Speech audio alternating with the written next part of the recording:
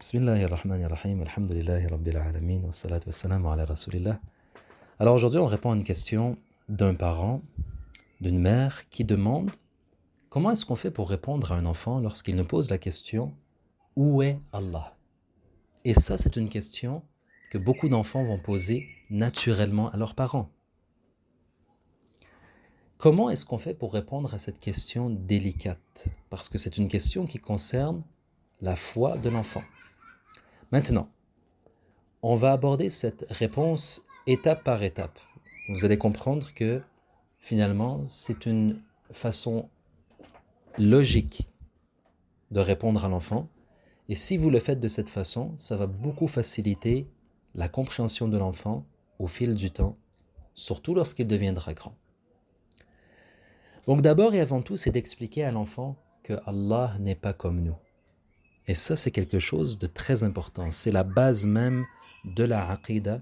Allah dit dans le Coran, Laysa kamithlihi shay. Rien n'est tel que lui. Walam yakul lahu kufuwan ahad. Et il n'a aucun équivalent. Allah n'a aucun équivalent. Allah ne ressemble à rien. Tout ce qu'il a créé ne lui ressemble pas. Ça, c'est un principe de base dans notre foi. Et l'enfant doit comprendre cela. On doit lui expliquer, Allah n'est pas comme nous. Tout ce que tu imagines dans ton esprit, Allah n'est pas cela. Allah est différent.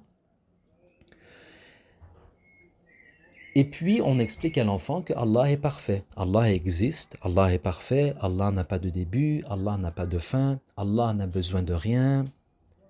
Allah nous voit, Allah nous entend. Mais Allah n'est pas comme nous. Et maintenant, on explique à l'enfant, regarde-toi. Toi, tu es dans un endroit. Moi, je suis dans un endroit. La maison est dans un endroit. Tel objet est dans un endroit, dans une direction. Allah n'est pas comme nous. Et donc, Allah n'est pas concerné par l'endroit. Vous voyez comment on a amené les choses? On a d'abord expliqué la base de la foi à l'enfant. On lui a fait comprendre que Allah est parfait. On lui a fait comprendre que Allah ne nous ressemble pas. Et puis, on lui a expliqué ce que lui, l'enfant, est. L'enfant est un corps dans un endroit. Eh bien, Allah n'est pas comme nous, c'est-à-dire nécessairement que Allah n'est pas un corps dans un endroit.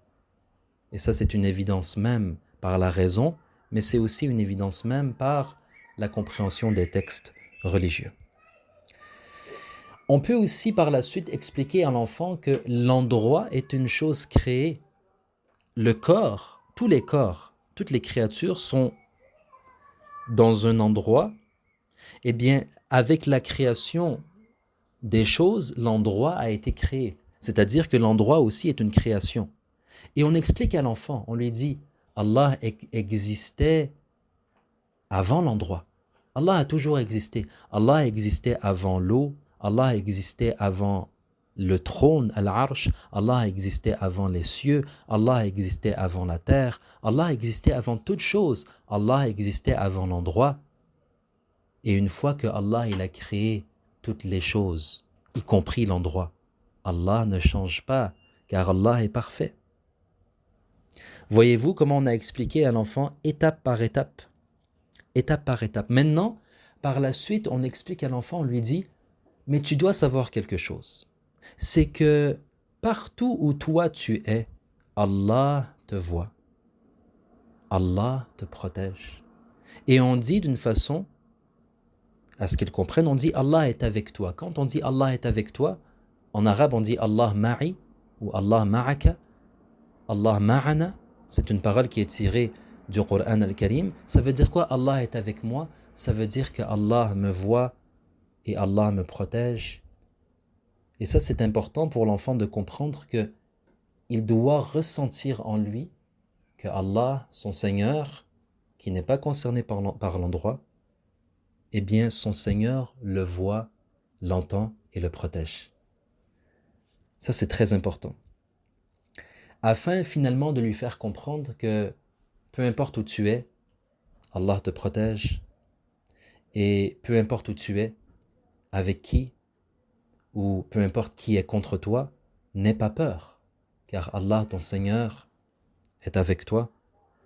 Walhamdulillahi Rabbil Alamin. Wa barakallahu fikum.